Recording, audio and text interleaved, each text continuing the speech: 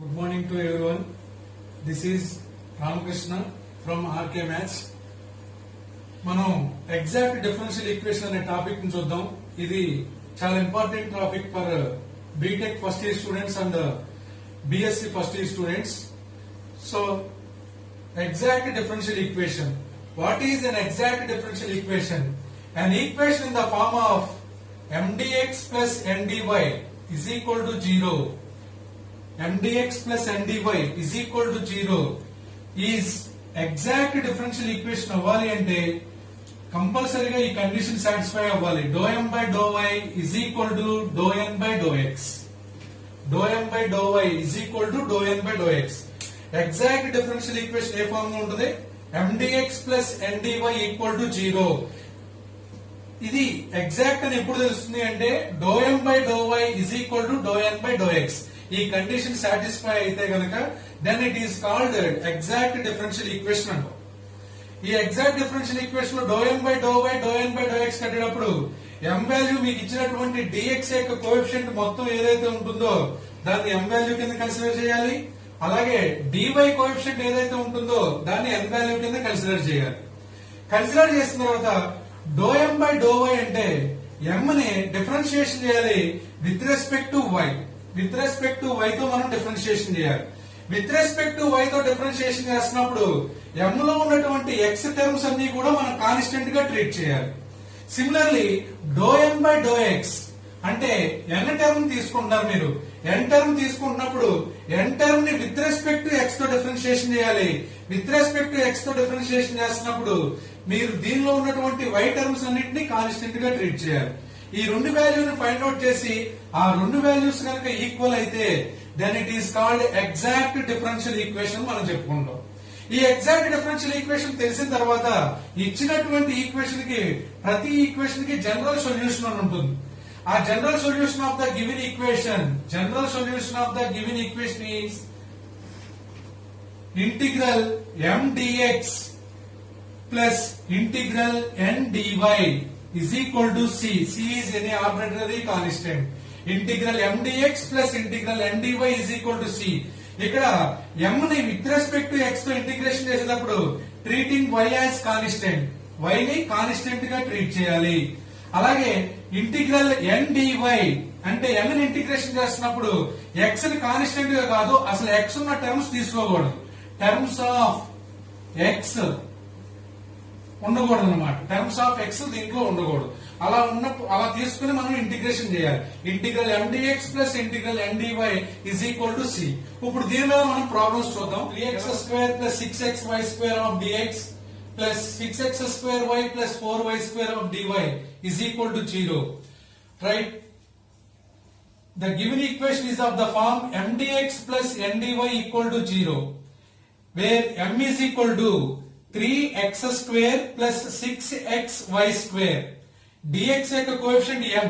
అలాగే ఇక్కడ కూడా dx కోఎఫిషియంట్ ఎంత తీసుకోవాలి? 3x square plus 6xy square. Similarly ఇక్కడ dy కోఎఫిషియంట్ n. ఇక్కడ dy కోఎఫిషియంట్ ఎంత ఉందన్నా? n is equal to 6x square y plus 4y square. మీరు ఇచ్చినటువంటి ఈక్వేషన్ ఫస్ట్ ఈ ఫామ్ లో తీసుకొచ్చుకోవాలి.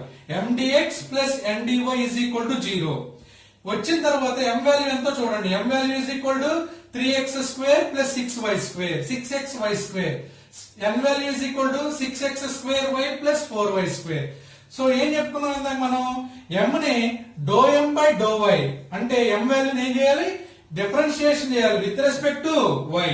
y తో డిఫరెన్షియేషన్ చేస్తున్నప్పుడు ఏమని చెప్పాను? x treated as constant. x మీరు ఎలా చూడాలి? కాన్స్టెంట్ గా చూడాలి. దట్ ఈస్ ఫస్ట్ దాంట్లో చూసినట్లయితే 3 it is a number, it is also constant. x ని ఎలా చూడాలని చెప్పుకున్నాం మనం? కాన్స్టెంట్ గా చూడాలి. అంటే 3 కాన్స్టెంటే, x కాన్స్టెంటే. సో కాన్స్టెంట్ ఫంక్షన్ కి డెరివేటివ్ ఏంటి? కాన్స్టెంట్ ఫంక్షన్ కి డెరివేటివ్ 0. అది 0 అయిపోయింది. Next 6 it is a constant. x constant ఎప్పుడు కూడా పక్కన రాసేస్తాం. 6x into y square derivative ఎంత అంటే y square derivative 2y.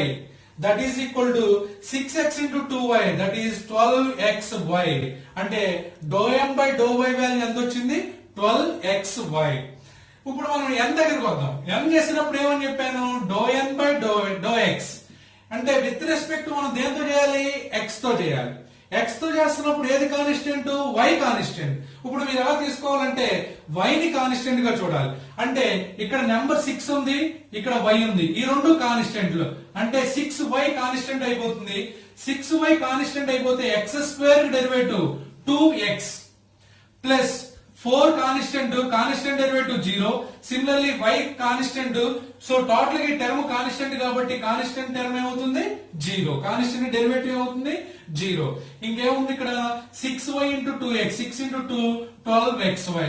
So మీరు అబ్జర్వ్ చేసినట్లయితే do m by do y value 12xy వచ్చింది, do n by do x value 12xy అని వచ్చింది. సో రెండిట్ల యొక్క వాల్యూ ఎంత వచ్చింది మనకి, 12xy. అంటే therefore do m by do y is equal to do n by do x.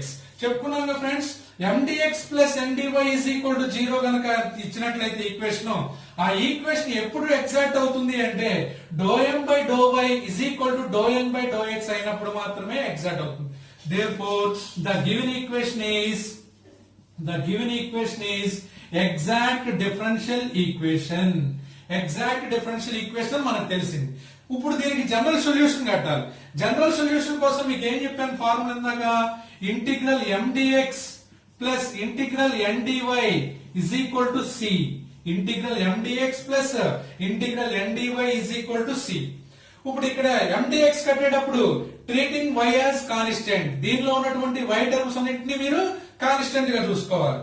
ndy చేస్తున్నప్పుడు n లో అసలు x టర్మ్ ఉన్నటువంటి టర్మ్స్ తీసుకోకూడదు, n మొత్తం x టర్మ్స్ ఏమి ఉండకూడదు. సో m ని మీరు తీసుకున్నప్పుడు ఇక్కడ y కాన్స్టెంట్ గా తీసుకోవాలి. m టర్మ్స్ ఇక్కడ ఏమున్నాయి మనకి, 3x². ఈ రెండు x టర్మ్స్ కాబట్టి తీసుకుంటాం. అంటే ఇంటిగ్రల్ ఆఫ్ m లో 3 ఉంది కాబట్టి 3 కాన్స్టెంట్ కాబట్టి బయట రాసేసాం, x² ఇంటూ dx ప్లస్ ఇంకా m లో ఏముంది, 6 ఉంది, y² ఉంది, y కాన్స్టెంట్ గా ట్రీట్ చేయాలమ్మా. అంటే 6y² బయటకు వచ్చేస్తుంది. Integral of x into dx. ఇదంతా m కి d ఇంటిగ్రేషన్ అమ్మా. మళ్ళీ ఒకసారి చూడండి, m అంటే ఏంటి, 3x².